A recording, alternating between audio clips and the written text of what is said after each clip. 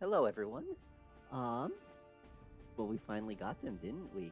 The last two units that will ever be released on a new summon showcase. It's going to be coming out at reset for next month at 3/31/2022 at 1 a.m. So that's going to be actually no, that's coming out tonight. And my bad, yeah, it's coming out tonight. So today's the last day at the Nitric banner. I hope all y'all summons do well. Mine personally went absolutely terrible. I'm banking on, yeah. Maybe I'll do a couple more multis here and there, but I don't know. I don't think I'm gonna get him. So I'm just gonna hope I'm gonna pull him on this summon showcase right here. So, the newly added 5-star adventures, Bonforged Zethia and Bonforged Prince. So they're also going to appear in subsequent summon showcases, so they're not Gala locked, which is absolutely great. Another thing about this banner, any Gala Adventure or Dragon added in past Gala Dragalia summon showcases may also appear in this summon showcase. So that's absolutely good. This is every single Gala is going to be on this banner, just like basically every Gala Dragalia. However, not all of them will be featured. So also the Scratchathon is not going to apply to this summon showcase. So that's unfortunate, but it is what it is. So we got the two new 5-star adventures. Bonforged Zethia, who is a light wand unit, and then Bonforged Prince, who is a wind sword unit. Now this surprised me when I first saw it. And it's like, huh, interesting. But we'll get to why he is in a second. Also, worm sigils, that's normal. So this showcase is going to go on from the 31st to the 6th of April. So, probably about 5 days, which is pretty unfortunate, but oh well. But here we go. Bond-forged Zethia. Our bonds can make us stronger. Zethia, having awakened to the powers of bonds, using the powers of an Auspex and Bahamut, she fights with her friends to save the world. She now has both the ability to fight and the strength of heart to stand tall on her own. So she is an attack unit. And let's just go ahead and go to her skills. So her S1, with a share cost of 5, is Blazing Font. Deals damage to target and nearby enemies and inflicts Flash Burn. If the user has Power of Bonds, the skill will instead deal damage to the target and nearby enemies, dispel one buff from each of them, and inflict Flash Burn. The user will be immune to knockback during this effect. So this is absolutely this is a great skill with a cost of 2,800. So without the buff, it does 3 hits of 800 only. When it's a shared skill, it has a SP requirement of 7980. The Flash Burn is a 21-second Flash Burn every about 2.9 seconds, and then it deals 41.6 units of damage. However, when it has the buff of Power Bonds, it does one big hit of 1800, followed by 5 subsequent hits of 360. 3600, that'd be pretty busted. 5 subsequent hits of 360. The skill, the SP requirement is still going to be 2800, however. The Flash Burn is the same, except it dispels one buff as a special effect as well. So, Dispel on S1 is pretty good. It's going to make things like Lilith a lot. Well, Lilith is already pretty easy to clear. When we get Legend Sorter doesn't use light adventures, so maybe this will be helpful if we do get Primal Zodiac. Maybe there are going to be some stuff that we want to dispel. But aside from that, just dispel in and of itself in an S1 and a shared skill. Well, it's not. This dispel isn't going to be on the shared skill, unless you're running her as well. Which at that point, why would you do that? Because she's already there and has the S1 in and of itself. But yeah, it's a Flash Burn shared skill basically. But her as herself, the dispel is nice to have on an S1. Her S2 is Ring of Affection. Grants all teammates the Power of Bonds effects, which is a buff that she uses up there to buff up her S1. If an adventurer has Power of Bonds, when that adventurer would take damage greater than or equal to the remaining HP, that damage is nullified. This effect is consumed and the damage is instead dealt to the rest of the user's team. The damage equals 20% of the teammate's maximum HP. So it's essentially It saves one of your units from outright death by spreading the damage out to the rest of the party. And you can theoretically do this 4 times throughout the entire party.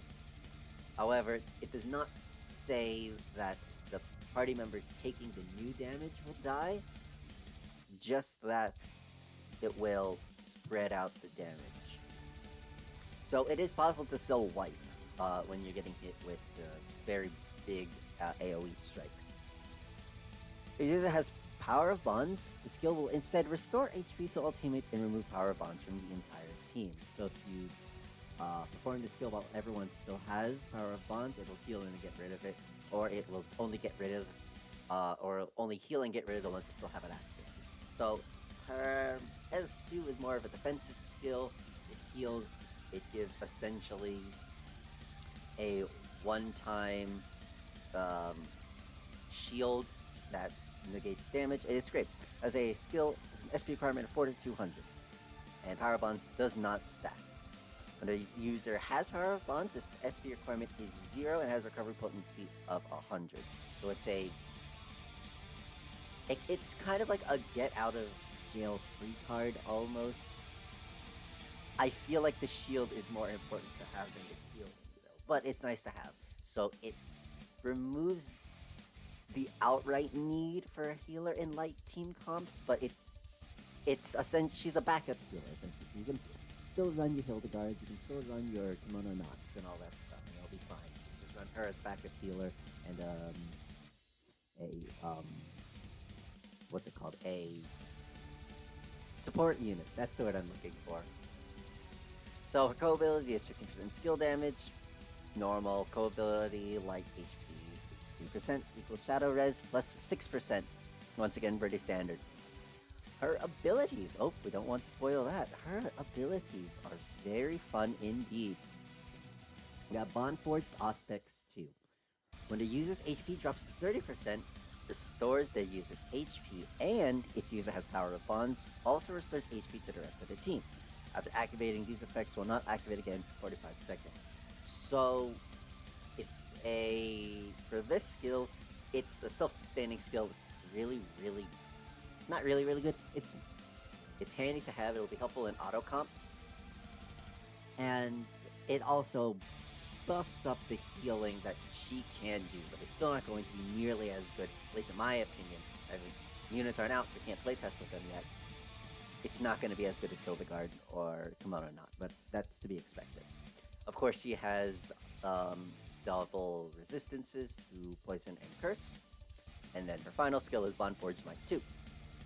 Increases attack skill damage by 20% and also increases skill damage by further 40% when the user has Power of Bonds. So Power of Bonds is a very, very, very, very powerful buff skill, which is why I'm more inclined to run her as a support unit rather than a defensive healer. Just because of that 20%. Or is that only to her? No, that's only to her. Okay, yeah, no. That's my apology. I'm rereading this now after reading it for the first time like an hour or so ago. And yeah, no, actually no. This is only for her. So she's going to be a very powerful DPS unit. A light DPS unit with some support capabilities from Ring of Affection and some healing from her Bonforged Aspects. But yeah, all in all, a pretty good unit, I'd say. I'm definitely going to go for her and Euden, just because these are the last 2 new units we're ever going to get, sadly. But anyhow, let's just go over to the next unit, shall we? Which is Bonforged Prince. My friendships will become a wind of hope. I love this art. We have the little still right there. We got Primal Mids in the background. We got the Haliodome as well. Now let's go and read his description, shall we? The 7th Scion, having found new strength with the power of his bonds.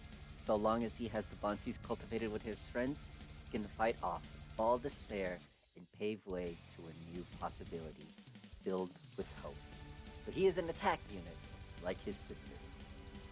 His skills are S1, Blazing Tempest, the final blazing skill that we will ever get for the Prince. The user takes the form of Primal Midgar Stormer and deals damage to target and nearby enemies. This attack partially fills the dragon gauge if it connects. The user then returns to their original form, deals further damage to enemies in a line, and inflicts Storm Lash. Certain abilities that activate while shapeshifted will also affect Primal Midgar Stormer's attack. So, like his predecessor before him, Euden is now a Dragon Ramper similar to Alberius. Also, if this skill is used while shapeshifted, a variant called United Tempest will be used instead. United Tempest deals damage to surrounding enemies and lowers their wind resistance, then deals damage to enemies directly ahead and inflicts stun. It is possible to charge this skill gauge by attacking and using it up to twice during one shapeshift. So, you might be thinking, wait, he can use his S1 while shapeshifted? We will get to that in a little bit. So, his modifiers are pretty dang good. 5 hits of 230, followed by 1 big hit of 1085. So the 5 hits are when he's transformed as Primal Midgar, and then the 1 hit is when he does the big line in the S1. So the Storm Lashes last 21 seconds, approximately 2.9 seconds, does a damage value of 41, and he gains 50 Dragon Energy. While it's shapeshifted, it does 15 hits of 60, 4 hits of 300, and then 3 hits of 190. You pull up a calculator really quick, just to see how much damage that really is. Come on, there we go. So is that 60 times 15, plus, that's already 900, plus 1200, plus, okay, so 2100, 195 times 3, plus 2100. His S1 does 2,685 while in dragon form. Plus the minus 15 wind resistance and the stun. Ah, this is absolutely disgusting, but I love it. So, next up, Vortex Circlet, which is his last circlet skill that we will ever get for the prince. The user takes the form of Primal Midgar Stormer, dealing damage to surrounding enemies, inflicting stun, and then returning to their original form. The user then deals further damage to surrounding enemies. The second attack significantly reduces the mode gauge. Certain abilities that activate while shapeshifting will affect Primal Midgar Stormer's attack. So you might be thinking, what's the mode gauge? We'll get that in a little bit. So this skill does 8 hits of 271, my apologies, and then 1 big hit of 2,025. There's a skill requirement of 7,200, which is to be expected of a circlet skill on the prince, in my opinion. So, 6-second stun. That's pretty okay. So his abilities: Shape-Shifting Boost 8. Adds a 10% modifier applied to damage when in dragon form and extends shapeshift time by 20%. Benefits the whole team. The absolute pinnacle of dragon prowess has been achieved by the prince, and I couldn't be happier. His Chainco ability is Wind Dragon Haste plus 20%. If a team member is attuned to wind, increase their dragon field gauge rate by 20% when affected by a team. Once again, dragon ramping. Abilities. His first ability is Windworm's Dragon Light 2. Grants the user a unique Force Strike that deals damage to enemies in a line. Performing this Force Strike during a standard attack, then immediately following it with another standard attack will resume the user's standard attack combo from their most recent attack. Very good. Kind of like Sheila's. Is it? I don't exactly remember what Sheila's does, but however, it's he's able to continually perform his combos even while doing the Force Strike. Now this is the fun part. If this unique Force Strike is performed while in mid-air during the 4th attack in the user's standard attack combo, a powered-up variant that deals more damage will be used instead. So Euden's main combo is going to be hit, Force Strike. Hit, Force Strike. And, man, just the idea of a unique Force Strike while in the air just sounds so cool. But yeah, continuing reading on. When shapeshifting, the user will transform into Primal Midgar Stormer regardless of what dragon they are equipped with. Primal Midgar Stormer's dragon skill level will match the level of the adventurer's initial skill displayed at the top of their skill list. That's why he's able to use his S1 in his dragon form. Shapeshifting will grant the entire team a critical damage amp with maximum team amp level of 3. That is wild. I love that. While in dragon form, the user's attacks are granted the ability to dispel one enemy buff. This effect does not apply to the damage dealt as the user shapeshifts. So, in dragon form, he's able to dispel at will. However, the spell does not work with the dragon ramping skills before. Unbreakable Bonds 2, this is the freeze and bog resistance. Pretty normal for a unit at this level.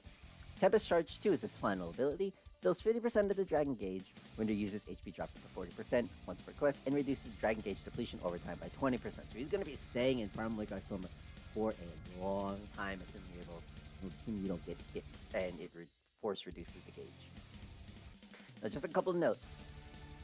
Where is it? Yes, here we go. Abilities. Yeah, this is just going over the dragon ramping. Yeah, that's it. Yeah, it's just going over the dragon ramping stuff. It's great. They are absolutely fantastic units. I love them so much. They are so good. Oh, did I not read this final bit? I don't think I did. I don't remember, but I'm gonna read it now for Zethia. Also, using Ring of Affection will grant the entire team a critical damage amp with a maximum amp level of 3. This amp is granted the ability to not grant again for another 30 seconds. Yeah, I was wondering, because I was like, I read this before, and I was like, where's critical damage? Because I remember reading that, and I guess I didn't read it. That's my apologies. But yeah, you can bet your butts I am going to be going for these units. They are, I cannot, man. I'm so excited.